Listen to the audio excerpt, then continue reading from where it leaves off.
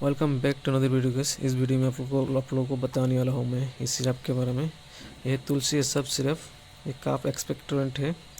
अगर प्रोडक्टिव काफ है तो ये खा सकते हैं।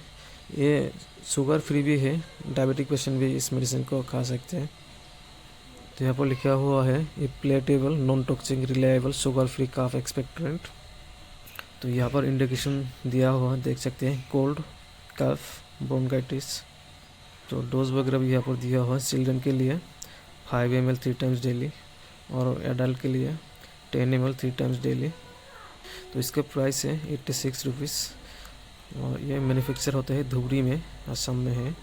तो राइनो रिसर्च प्रोडक्ट्स में ये प्रोडक्शन होता है। और इस मेडिसिन को खाने से पहले मतलब शेक करना है। तो लास्ट में यहाँ पर आप लोग को दिखा देते हो कंपोजिशन, देख सकते हैं आप लोग पॉज करके। तो ओवरऑल ये प्रोडक्ट अच्छा है। So guys that's it for this video. Thanks for watching. Bye bye.